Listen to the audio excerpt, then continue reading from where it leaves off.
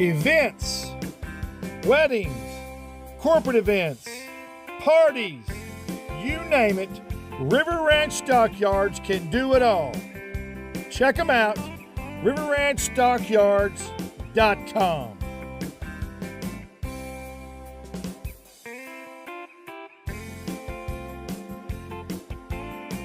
A proud partner of Trey's Chowdown and Trey's Chowdown Live. Hope to see you at the table soon. Adios.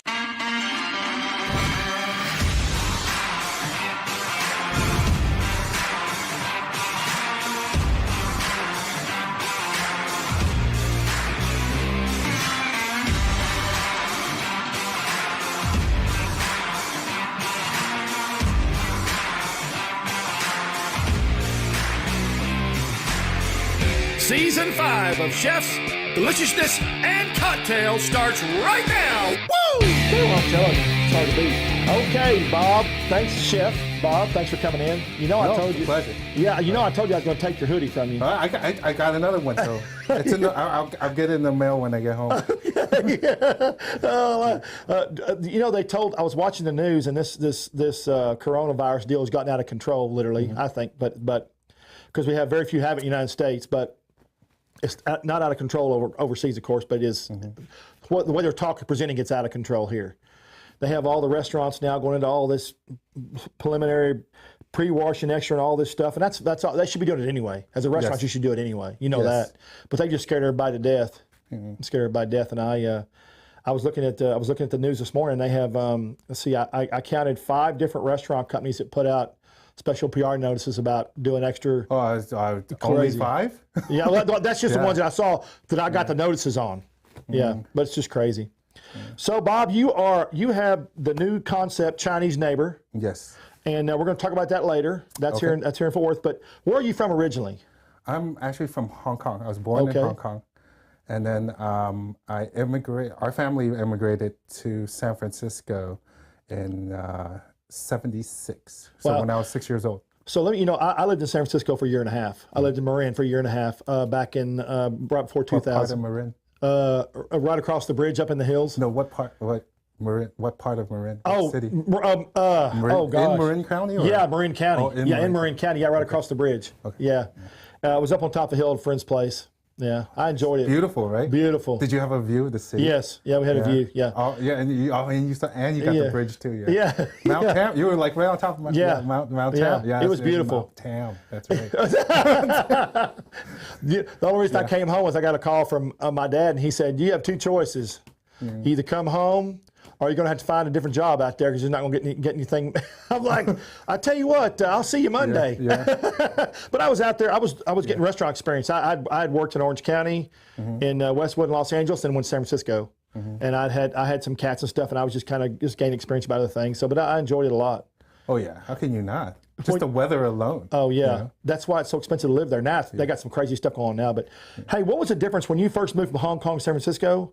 Was it a big culture shock to you, or was it? Well, I guess in a way, yeah. I think the obvious ones moving from Hong Kong to America in general, just space. Yeah. Oh yeah. Oh. I didn't think about that. And that like, wow, there's not a lot of people here. And I mean, moving from Hong Kong to San Francisco is like, man, San Francisco is. I mean, I love Hong Kong. It's beautiful in its own way. But like, you go to San Francisco, you're like, you go to Fisherman's Wharf, you can see Golden Gate Bridge. It's like I was like a tourist for years. You can never see everything. Yeah, because I mean, when we moved here, we moved like right by Chinatown in North Beach. Yeah. And if you know where North Beach is, I mean, there's $5 million houses there now. Yeah. I lived like right, like literally in between Fisherman's Wharf, Chinatown, right in the middle of North Beach. I'm a block away from Washington Square. Right. I mean, I can walk down to Fisherman's Wharf. I can walk down. Everything is within 15, 20 minutes of me. I literally like lived in a tourist neighborhood. Yeah. I didn't to this actually until now I didn't realize how lucky I was growing up. Right. You move away and you're like, wow. Yeah. Like geez, like I had it made. I had no idea. Like you go out, like I love Texas. Texas is awesome. It's beautiful housing. Like it's lots of space. Yeah, lots of space. but you know, you don't get like kind of the touristy cultures. the culture's a little bit different, you know. In San Francisco, in one block, you can eat 10 different kinds of cultures food. It's just it's phenomenal. I never even owned a car in San Francisco. I never owned a car because you really don't need one unless you're trying to leave San Francisco. Yeah, right. You know, and then you know, basically you always just take public transportation. So, but in terms of the food, since we live so close to Chinatown, I live like literally like 2 blocks from Chinatown. And going into Chinatown in the 70s at that time was all Hong Kong, imported chefs. So it was authentic food. So for the most part, the food wasn't that much different. Yeah. Like I still ate wonton mein, and we still got dim sum on Sundays. You know, it wasn't that huge. People always expect this. Oh my God, you like the food. You must have hated the food. And I was like, you know what? I was 6 years old. One, you know, but 2, I was like, wow. I mean, we walk into Chinatown almost every day to go shopping for like, you know, for food, for ourselves. So like, well, I heard Cantonese all day long, just like in Hong Kong. They're all pretty much everybody I was, you know, from in Chinatown at that time were mostly, you know, Hong Kong, you know, immigrants. So I was like, well, it wasn't that huge. So it was a really, and then when I first got here, you know, when I was in Hong Kong, like the first, they obviously, you know, when you go to, you know, kindergarten or grade school, whatever, they teach you Chinese, but they also teach you English as a second language. There for everybody?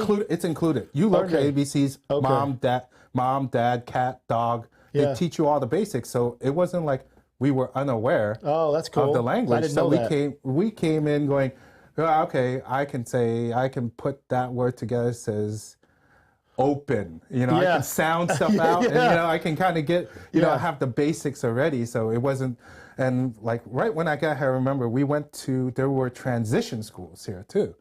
So, you know, since we're so close to Chinatown, we went to a daytime, the first school I went to, everybody spoke Chinese there. They're all Chinese kids, but we're all there learning English. So it wasn't a big change for you. Yeah, it wasn't like except more space. Except and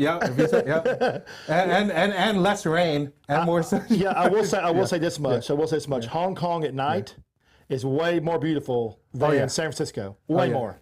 Yeah, in that sense, yes, definitely. Yeah, all the little neons and stuff like that. Yeah, it's neat. Yeah. So you were there, and then how long before you moved out? When did you get the food bug? When did you get did you start cooking at a younger age, or was it after? I just ate. I mean, I just loved food. I mean, I think you know, you talk to most people, they all love food. Right. But I seem to have. I seem to gravitate towards it more than most people for some reason. Okay. I don't think it's not just me. I think it's just part of a lot of Asian or, you know, Chinese in specific, since we were talking about that. But in general, like in Asian cultures, food is really that important in its culture. Like almost everything happens around the kitchen table kind of thing. I was just you spend spend most of your time, you know, I remember the memories I remember were, one was spending time, you know, I was telling you, like, we go, you know, we went to Chinatown every day. The reason why I went to Chinatown every day was to actually go shopping for food. You know, like in terms of what Asian, you know, a lot of Asian shopping happens, you know, back in the day, you know, where my family grew up in, you know, in China. They went out shopping for food, fresh food every day. Every day. Yeah, it was a normal thing. It wasn't the big, you know, Costco shopping now, you know. Yeah. Well, that had to make an impression on you as a child, though, because that helped develop your palate, right? Yeah. So basically, well, not only develop my palate, but I was like, this is normal everyday life. You go and pick your vegetables. You learn. I mean, as a child, that's what I learned. I was like, all right, that's a fresh orange. You see the wilty greens on that? Don't get that. Get the fresh, bright, clean. You know, like I was, you know, 7, 8 years old, holding my mom's hand through Chinatown, like learning how to pick. You know what you were getting? You were getting a free education. Yeah, I was getting an education from your mother. Yeah, from my mother. Yeah. And then when we got home, guess what? You know, as I'm hanging out, you know, like I'm peeling green beans. I'm helping I'm sitting at the kitchen table, you know, like helping her out, learning how to prep food as I was growing up, you know. And back then, you know, back in the 70s, you could actually still go crabbing in the bay. Yeah, you can't anymore. You can't anymore. But back then, I remember, like, my brother, you know, because he was old enough, so he would go down down to the pier and just bring back actual live crabs. So we're like just tons of crab we'd like eat like at the family table. Fresh as you can get. So it was always this like in our family it was always really, really food focused, you know. So what was your most memorable experience as a child with food before you left San Francisco? Do you have one memorable experience, or was it just all just good? Let's see. Before I left San Francisco, I remember. Oh, you know what I remember most, at least, or I want to say there was one particular thing that I remember most. What I remember was, how all teenagers rebel. Right.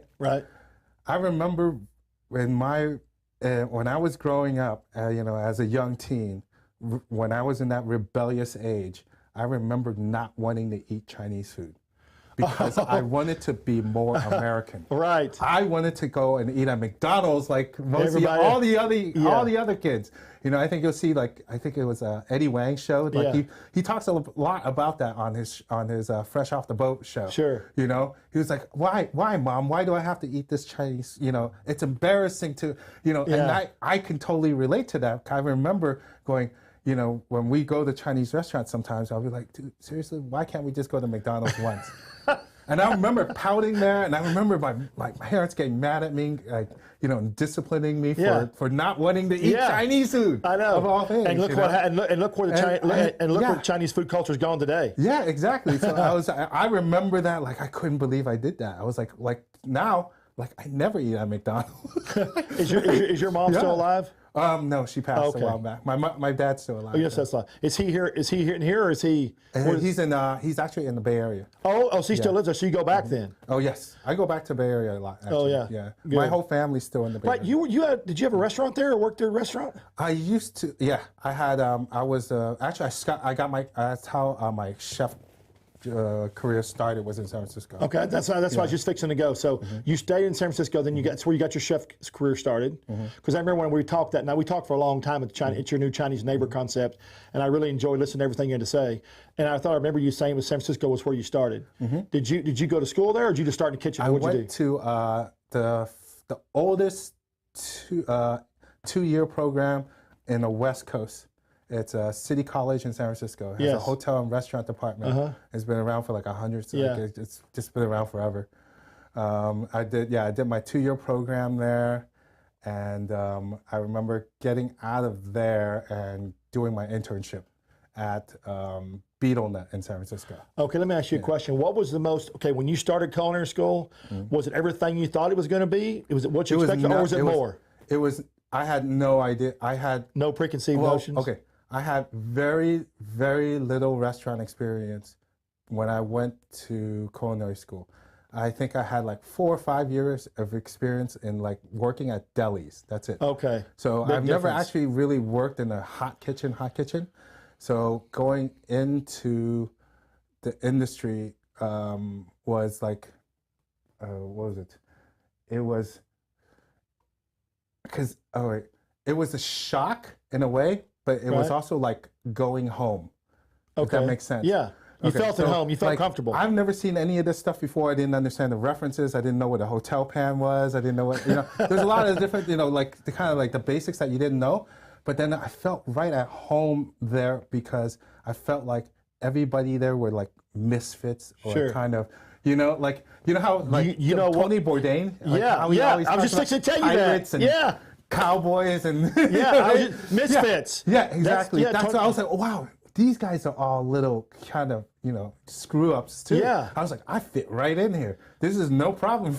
That's what that's what Bourdain said. One of his statements, which I shared on my chef page, said, the kitchen is a place for misfits. Yep, exactly what that felt like. I was like, okay, this is I can totally, I can make a career out of this.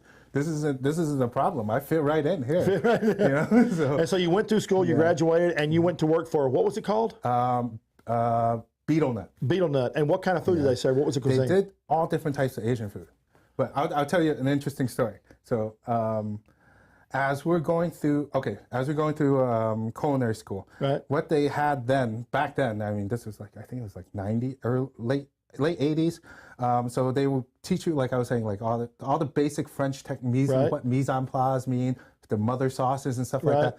They barely ever touched on Asian food. right? But all the places I would actually like, like as I'm going through school, when I have my little job, I save up money for, I would go and try to eat at all these different types of Asian restaurants, right? So I would always look for, like, because, I love Chinese food, but I also want to discover different styles of food. New things.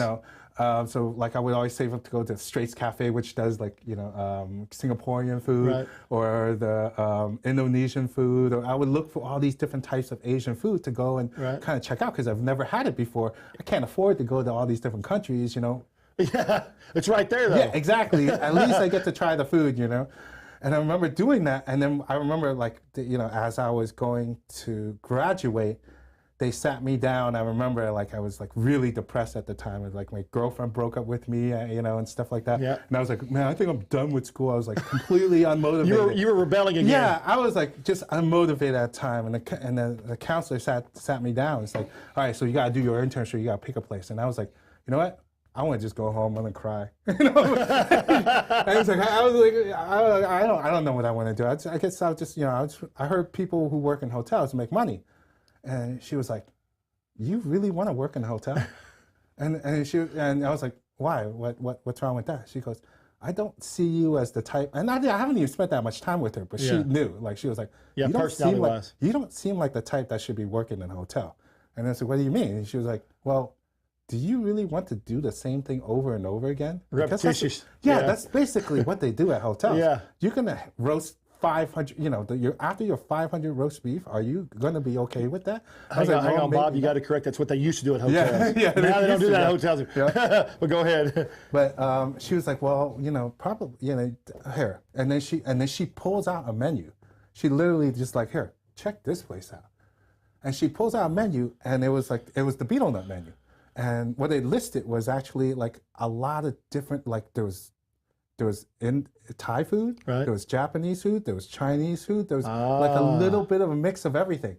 And, what for all you guys who don't know what a beetle nut is basically something that Southeast Asians chew, that they put in their mouth. It was like an Asian chewing tobacco. Basically. Okay, so how big is it? I believe it was like a lime nut wrapped in a beetle leaf, but like all throughout Southeast Asia, they put it between the tongue and cheek, and they kind of like dip or something. Like dip, right? And then they would spit, and it's you don't see it anymore. Yeah, it's out of because it just creates interesting this kind of a nasty thing to do. but it was kind of considered somewhat a small narcotic, so kind of like like chewing. That was. Did it give you a pick me up or something? Yeah, it did. And it gives you kind of like a sensation too. Okay. So that was kind of like, it was a neat name, and they were like, oh, so it's something, so they used that as, as an Asian beer house. That was what it was called. Oh, neat. I still like the name. The name is cool. Yeah, it is. And it had all these different types of food. And I remember looking at the menu going, dude, I want to work here. I was like, I get to go and actually, because this is what I used to eat, I get to go and learn a bunch of these different things. How to make it all. I got in there and I did I got in there and did my internship and made sous chef, I think within like a year or something like that, like really fast. And I literally just came out. I have like no restaurant experience, to get to sous chef that fast was kind of like, like an unheard of thing back then. It was unusual back then. Nowadays you can, get an online culinary degree and call yourself a chef. Back then, it was a little bit more difficult. Yeah. Well, we talked about this. That's your passion. That was your passion. Yeah. You wanted to do it. You said yourself. I remember walking into Beetle Nut for the first time, and this is back when there were no open kitchens. This was like the closed off. Yeah. This is like the first open kitchen. Like the entire line was completely exposed. So you see like I had two different wok stations, the grill station, everything. I looked at that wok. And I was like, dude, I need to learn how to work. So for all y'all who don't understand why that is, where it's like this big thing, right? It's because what you have at home in terms of what you can produce Chinese food at home and the Chinese food you see in a restaurant, completely different, right? I can't produce what I can produce at home will taste completely different from what so you'll have this evolution. If you go to my to a, like, let's say your local Chinese neighbor's house, their food will not taste anything like the restaurants. Is that why you named the Chinese neighbor? Yeah, I wanted to kind of fuse the two because the biggest difference is because, well, one, at your house, the BTUs at your house is maybe 3,000-4,000 Doesn't get hot enough. Yeah. Yeah, inside a Chinese restaurant, it's like 130,000 BTUs. It's like 20 folds what you can do at home. Yeah. So as a kid, I always I ate at a lot of Chinese restaurants. I was like, dude, I can never make this stuff nearly as good as what I can get at the restaurants. And in a way, I knew why, because they had different equipment, But in terms of the flavor, the techniques, all of those things, I've always wanted to learn that. So I remember when I saw the woks, I was like, holy crap, I get to learn that. I mean, this is how crazy I was. Okay? No, that was passion, though. You were excited. So I had the stove at my house. So I was like, really, I mean, I wanted to replicate Chinese food, like Chinese restaurant style Chinese food at home so bad. I remember going, okay, so they have higher heat temperatures. I'm going to try to, I went into my stove and I start, the gas holes, and I start widening them up. So the flame at my house was just going up like 12 inches. And my mom would get mad at me. My mom would get mad and go, you going to burn down the house? And she replaced, every time I opened them up, she would replace it with a new one. And I was like, what happened? I had it perfect. She's like, you going to burn down the house? What do you mean you had it perfect? That's a good story. That's a good story. And then so when I saw those woks, I was like, dude, I'm going to master that. And so for me, it was this kind of thing. I need to learn how to do all these different Korean foods. I want to learn how to do all this Thai food. I remember going, especially when I first got in, and the whole thing was they had to let me touch the wok. It's almost like getting permission. Yeah. Because I remember back then, there were all these Chinese, all the people that were working woks were all Chinese at the time, right? Well, was it kind of a symbolic thing? Yeah, it was just kind of it was I think it was early 80s where they didn't you don't see wok the fusion restaurants that wasn't available. We were the first, we were actually one of the first. I won't say the first, but we were one of the first. So when they hired people, we needed when they opened they were hiring wok cooks.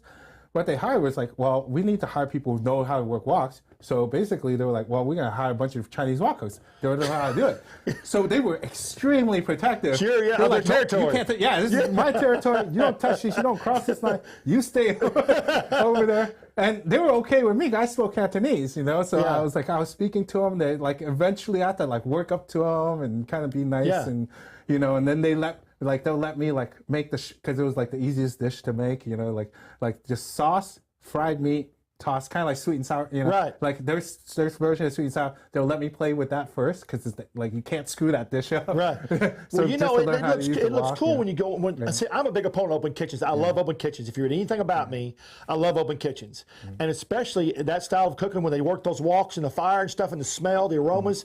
It's just fantastic to look at. It's just great visual because you eat with your eyes. You know that by your plating. So it's just a neat deal. So that was pretty forward thinking back in the '80s. Oh yeah, it really was. That's what I mean. We did, I think, 6 million a year. Wow. Back in the, that's a lot. I mean, it was a lot. I mean, I think we only had 120. We did 500 covers on weekends. It was nuts. Yeah. It was a lot of fun. I remember we were always on the top 40 list. Actually, we were always on the top 40 list of Zagat. We're always on the top 100 for Bauer's list. Yeah.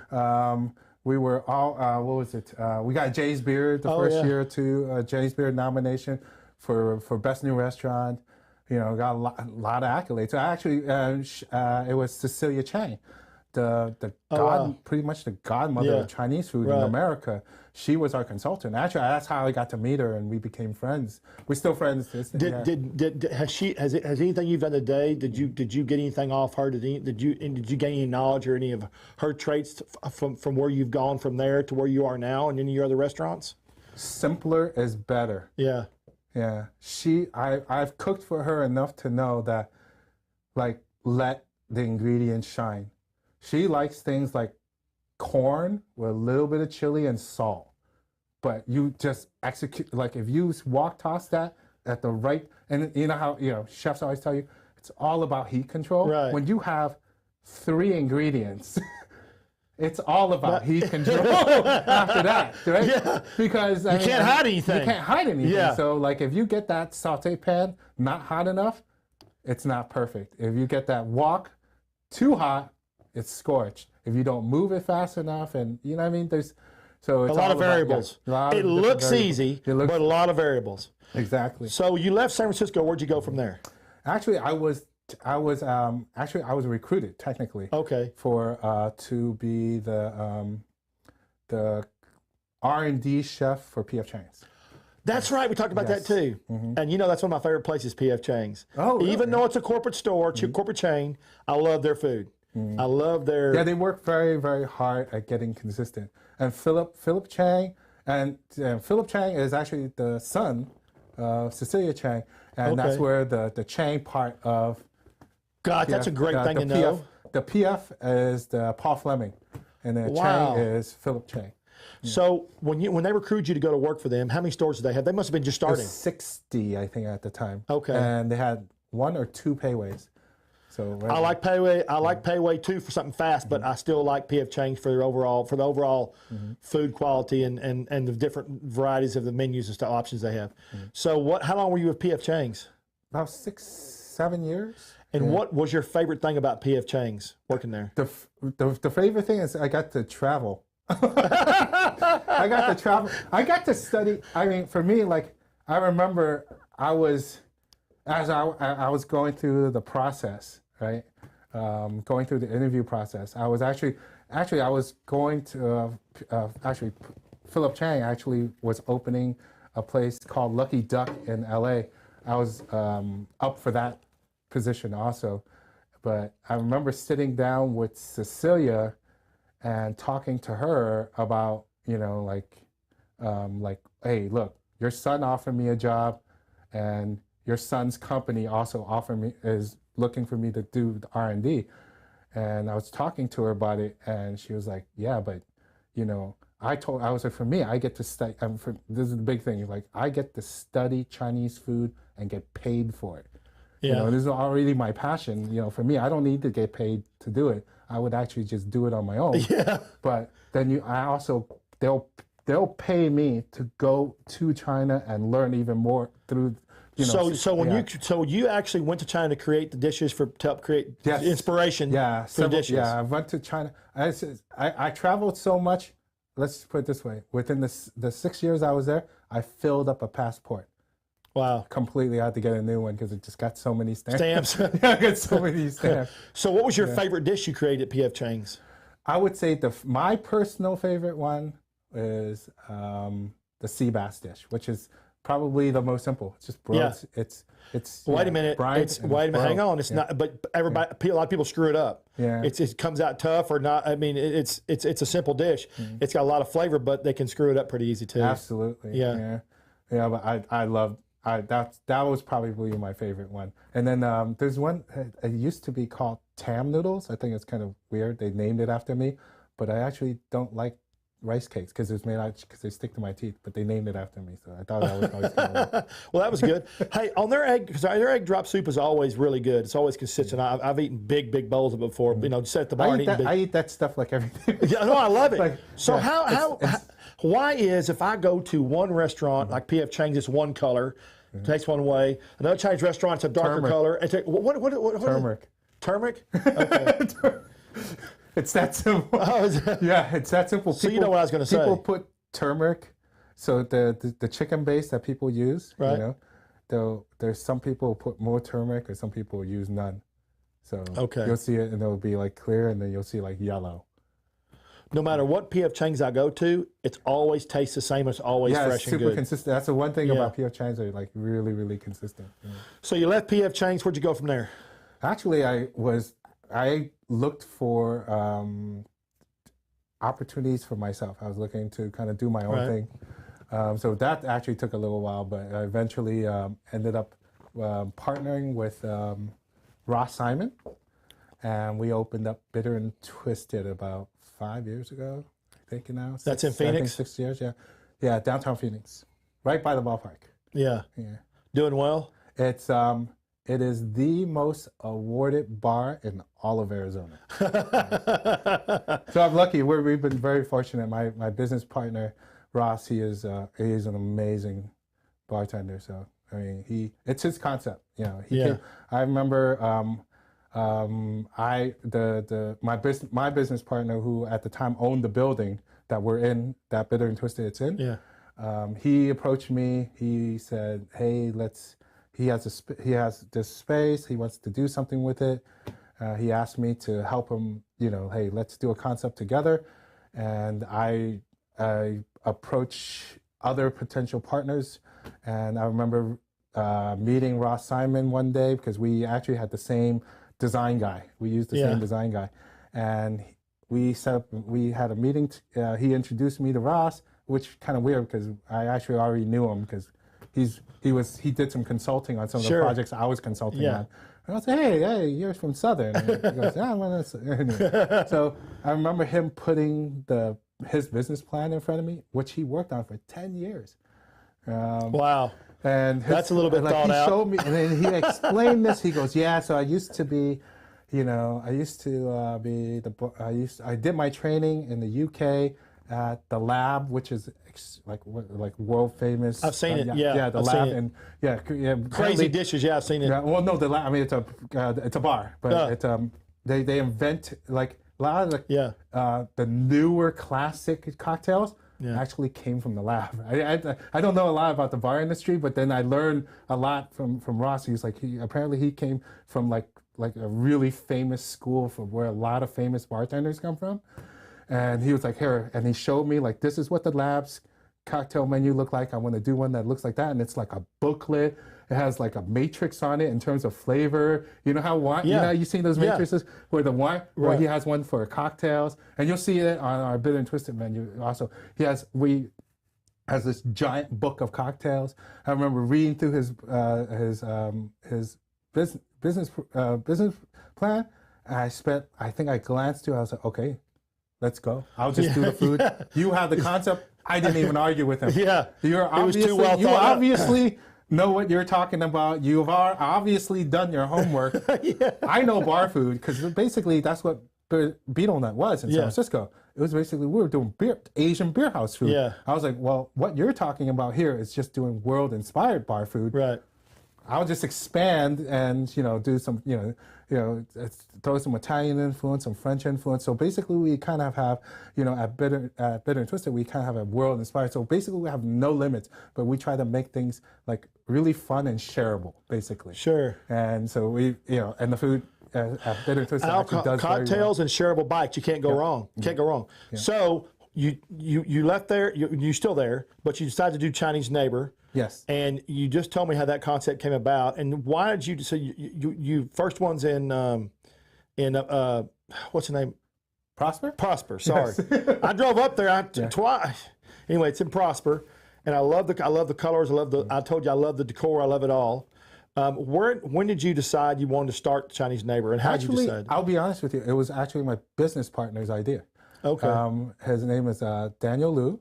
And he's the one who actually has a restaurant supply store here, and he has a partner which is a friend of mine named Benny, that has the Lido Restaurant Supply in Phoenix. Okay. And me and Benny have been friends for like almost 20 years now, and so that's how we all hooked up because I was friends with Benny, and Benny's like, hey, I have a partner in Dallas that wants to do, and then he explained to me, what his concept was, that he wanted to do kind of like a casual counter service kind of place. He wasn't ready to do a full service thing yet, and I was like, okay, well, and then we actually just kind of slowly started building it together. I was actually kind of consulting at first, and then eventually we just like, well, you know what, we enjoy working with each other. Who did the colors and decor? Because this is a neat looking place. It's actually one of our other. It's a friend of ours who he came in. It was kind of like a partner of ours, you can say. Like he actually works out of Phoenix. Also, he did a lot of work for Fitch Design. He spent 12 years at Fitch, which does a lot of work for Fox Restaurant Concepts. Right. And recently just got bought out by Cheesecake Factory. Right. So he's I saw that. Yeah. Restaurant news. So he actually he spent some time living in Hong Kong, did design work in Hong Kong. Oh wow. So he actually took some of that, knowledge and actually incorporated that into the Chinese neighborhood because I'm from Hong Kong. So actually some of the color scheme and the tiles and things like that and the look of it actually reflects a lot of Hong Kong architecture. Surprise, I know. Well, no, I love the way it looks. The teal there's like I love that about color. the history about that teal. Yeah. Well, also too, it looks very clean. Yeah, it makes sense. It looks very clean. All the tiling represents the metro, the tube, like the underground. Oh, neat. It has a look of that feel, that look and feel of it. So let's talk about the menu because this is so funny because you brought me some dishes, and then you said, "So I brought you all the really crazy stuff." I know you said how hungry are you? I said, "I'll just keep bringing them," but Dan, you kept bringing them all right. They were all good. Yeah. They were all good. So let's talk about the menu. The menu is an infused menu. It's kind of your creation, correct? Yes. Well, some of it we do a lot of fusion, but. It'll look at it, you'll recognize most of it. Right. You can go to a lot of restaurants and go, oh, I know exactly what that is. And for us, what I like to refer to it is our kind of like our love letter to Chinese American food. Right. So there's a lot of Chinese American classics you'll see in there, beef broccoli, that people, that don't want anything crazy or challenging. Right. That they, they're like comfort foods. Basically, I think what Philip and Cecilia, those guys, they have created, like it's part of our, that style of food, it's part of our culture now. Sure. That kind of food you can't find in China. Right. It's really uniquely American food now. Right. We call it Chinese American, but again, it's not like you can get it somewhere else. Sure. So we try to pay as much love to that as possible, but then there's also part of that menu, I think, that really reflects who I am in general as a chef. Since I am Hong Kong born, I immigrated here, I try to incorporate American comfort foods with Chinese comfort foods. Right. So I think one of the dishes I remember cooking for you was our version of like mac and cheese. Right. Which was basically like a version of, a Hong Kong style cafe, Western style cafe, where they would take either rice or noodles, and they'll put like a sauce, a sauce on top of it with cheese and bake it, and for me, like I was like, wow, that's actually the flavor of what actually mac and cheese can be, and I think one of the other things. You served it, wasn't it in a skillet? Yeah, basically because we had to bake it, so we had to put it in a pan that can take the heat. Yeah, so what's all on that dish? What's all on it? So what we had was the rice noodle rolls, which is cheng fan. So basically they're like noodle sheets that they roll up into little nuggets. You'll see them at dim sum houses. Cut them into tubes, cool them down, then you pan fry them to order. So they get kind of crispy. So they're actually kind of like almost like dumplings. Right. But in a way, basically what a macaroni is just basically a noodle rolled up like a tube. Gotcha. So it's actually kind of the closest thing that a Chinese noodle can be to macaroni. And then from there, you just take like a nice, actually we call it shrimp and lobster mac and cheese. So we take the shrimp and lobster version of it, and then we add a little cheese to it and kind of, make that as the sauce. And then we put some more cheese on top, and then we bake it with the shrimp, obviously the shrimp and lobster. Yeah, that was a good dish, good looking dish. Mm-hmm. So, but you got a whole, name a few of the creative dishes, the infused dishes that you have now. Let's see. The other big one that we actually created at Bitter and Twisted first was the dumpling burger. Dumpling burger, I love that. Yeah, it was actually, that was Ross's idea. Did you bring that today? Yeah, we did. Oh, okay. Yeah. So we'll see that in a little bit. And then I think the other one was smoked brisket fried rice. Did you bring that? Yeah, that was good too. Yeah, so we brought that also. And did you hear that? Smoked brisket fried rice. Yep. This is Texas barbecue country. Yeah, and you got smoked brisket fried rice. I was playing a lot with the whole, okay, what can we incorporate? I think there was one of the other things that I actually tried. We tried to do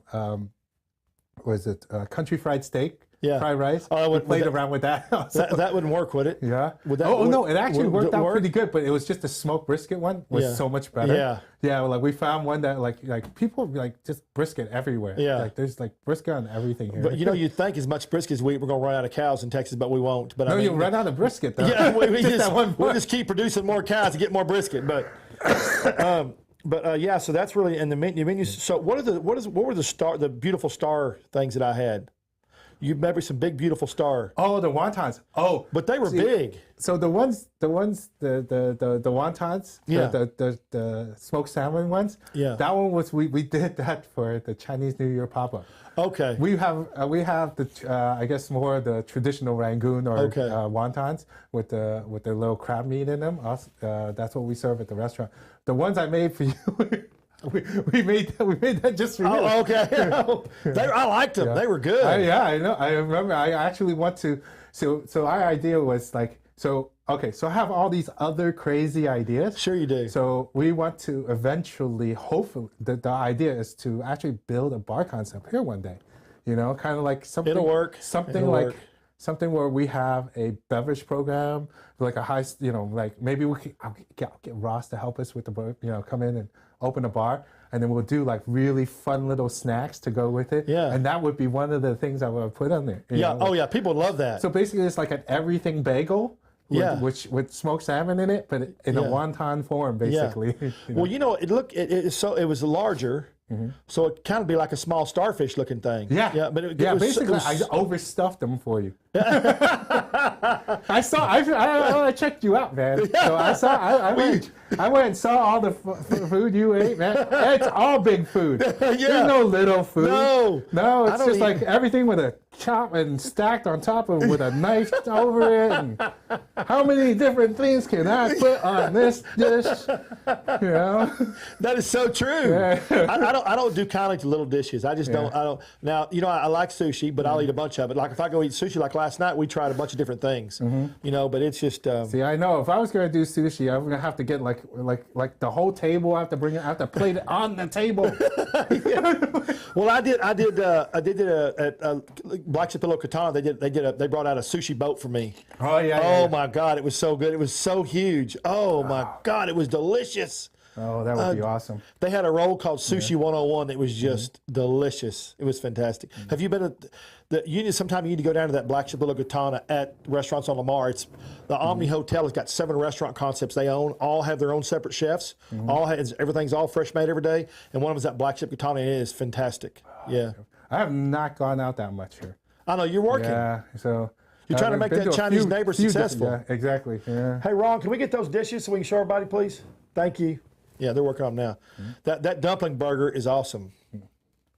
Yeah, we were very fortunate to get a lot of press on that when we were doing it. We got featured quite a bit. Where did the inspiration come from on that? It was Ross. He was at Tales of the Cocktail one year, picking up his nominations and stuff.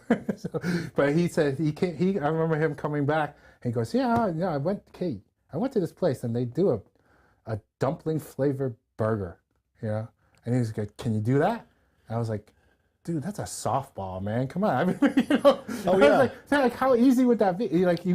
For me, I've seen enough stuff where I've seen versions of burgers that, like in China that they don't even realize that could be, because they actually have they would fill stuffed dumplings and they would just flatten them and then kind of sear them, basically kind of like that. Yeah. Except it's enclosed, That smells so good. And it's basically, I remember that was the first thing I made for him. I was like, look, I'll make you exactly what would be considered a burger in China. I made it for him. He goes, well, that's not what I'm looking for. And I was like, well, you got to understand, that's just, I want you to taste what could be an actual burger, like a Chinese style burger in China. This is what it's like. So we're going to talk about this one right here because I love this dumpling burger. Burglar. I said burglar. Yeah. Look at this. Look at the cheese on that. Look at that. Is so amazing. That is just awesome. It smells so good. Yeah. What's on the French fries? Those are umami fries. It was actually something that I was playing around with at Little Rituals, our sister place next to Bitter and Twisted. I did the food over there. It's wok toss salt and pepper fries. I guess you could say. Yeah, you ever had like salt and pepper shrimp? Yeah. You know how they fry shrimp and they take like scallions and garlic and they stir fry it with a little bit of salt. So we kind of do that with this, except we call it umami fries. So there's like a little bit of truffle salt in it. And also there's furikake, which also has lots of natural umami. And then there's Parmesan. Or actually, Parmesan and pecorino. You know, so it's like all the different things that have umami. I have like 6 different things that have umami in it. And I use that as a seasoning or a topping on top of it. Hey Ron, let me see. Can y'all see that? I don't know if y'all can see that burger right there, but look at the cheese on that. On the other camera right there. Yeah. Yeah. So this is our version of Xinjin Bao. So Xinjin Bao. Yeah, Xinjin Bao. So you heard of like juicy buns or XLB or Xiulong Bao, right? So that's Shanghai's most famous dumpling. So basically a soup dumpling, right? So it's usually a steam with pork inside, and it's supposed to be really juicy. So what the Xinjin Bao is it means jin or pan-seared bun, right? That's literally what it translates at. And it's basically, people call it the cousin to the juicy bun. Okay. So what they do is they take kind of like the juicy filling, and they would put it inside a bread wrapper instead. And if you ever in Shanghai, how they usually make it is they would actually have very specific pans that almost look like a crepe pan, but it kind of pops up a little bit, so it has a little bit of handle, but it's set in, right? So they fill all of those up, and then they sear them off, and then they brown them in these very specific pans, so they get them crispy like that on at least one side, sometimes both sides. And it eerily, for this right here, is an English muffin. It eerily has the same texture as the Xinjin Baos in Shanghai. All right, and this right here. Oh, I love this when I was over there. This is the brisket and fried rice. Yep. Man, it looks good. So that's the so we have smoked brisket. Right. We actually do like a Tex-Mex rice. And then also there's a little bit of Maggi seasoning in it, and corn, scallions, some barbecue sauce. So you've got barbecue sauce. Yep. That's just a little extra coleslaw sauce. That's wasabi coleslaw. That's wasabi coleslaw. I didn't think I tried. I didn't try that when I was there. I bet that's good. I'm gonna try it when you. And then that's a little mac and cheese sauce. So a lot of things that you would have with barbecue kind of goes on the side, and that's some pickled red onions on top. So I love wasabi. Why is the wasabi so different depending on what restaurant you go to? Because I can get some wasabi that's really flavorful, some that has no flavor. Because there's different types. Okay. So there's powders. I thought wasabi was a root. Is it not a root?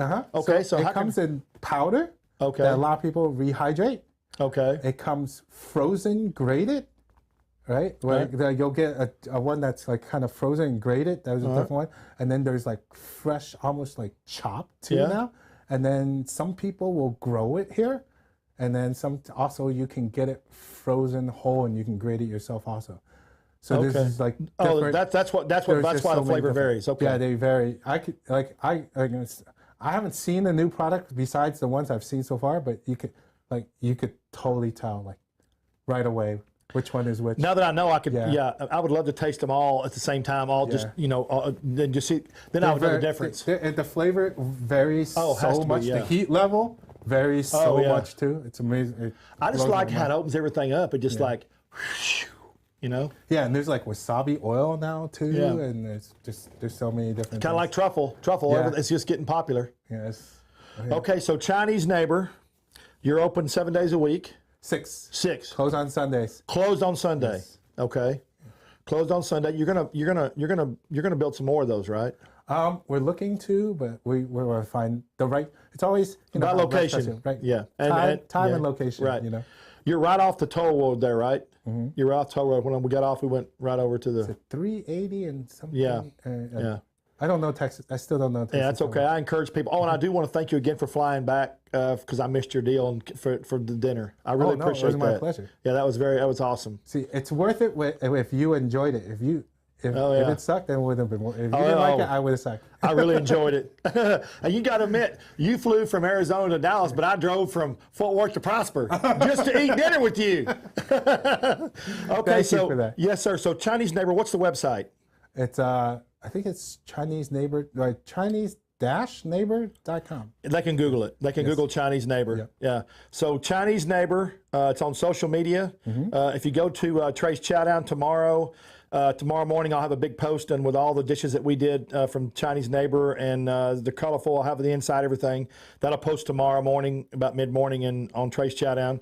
I posted it one time before, but the way social media works now is you have to post something 2 or 3 or 4 or 5 times if you want them to see it, because if they glance at it or they don't see it, then it's gone. And I know nothing about the algorithm. I know. Yeah, you do too. They probably tell you. Yeah, and the algorithms keep changing. They change. They change them on you all the time, and it's just crazy. When I first started on social media 10 years ago, algorithms, everybody saw everything, and then over time they just whacked it and whacked it and whacked it and whacked it to where it's just crazy. But anyway, so Chinese Neighbor, y'all look it up. If you're in Arizona, what's the one in Arizona? Bitter and Twisted. Bitter and Twisted. I want that. That'll be fun to go to. Oh yeah. You gotta let me know when you go. I will. We'll have a drink. Yeah. Oh well, a drink. I posted a thing on my. I have a drink site. I posted a thing on my site that said, "It's just never really one drink, is it?" Okay. Yeah. So we are going to be at the end of the month. We're going to be straight TCN. It's going to be free for all the viewers, but I like the quality. And the executives at TCN like the quality better. And we've been doing the show now about 6 months on TCN and a year on social media. And at the end of the month, we're going to go to TCN straight for our show because of the quality of the sound and the colors and the cameras. And it's going to be very easy to find. It's just at TCN with 2 clicks. And I'm excited. I'm really excited about that. So Trey'sChowdown.com.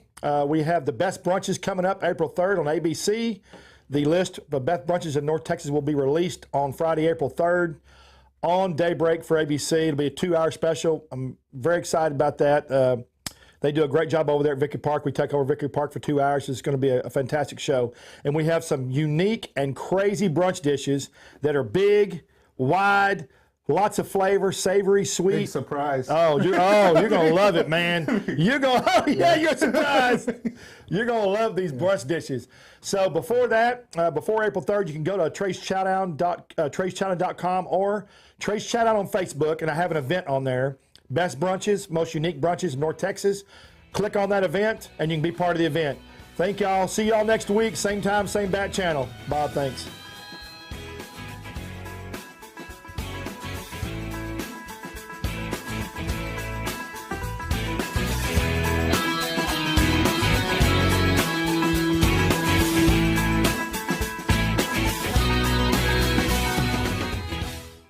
Welcome to the River Ranch Stockyards Event Center in Fort Worth, Texas.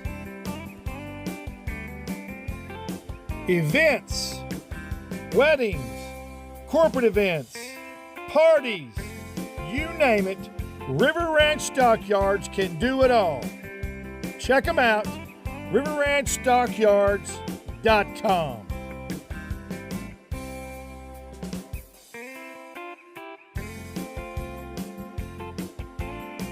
A proud partner of Trey's Chowdown and Trey's Chowdown Live. Hope to see you at the table soon. Adios. Hi, I'm Trey Chapman, publisher of Trey'sChowdown.com. I'm passionate about finding the best food, drinks, and chefs, and sharing it all with you. I should know I have over 5 decades of food experience. Find me on any podcast platform, Facebook Live, or just Google me. Now you can watch and listen to all my great finds every week on my live TV and radio podcast at Trey's Chowdown Live.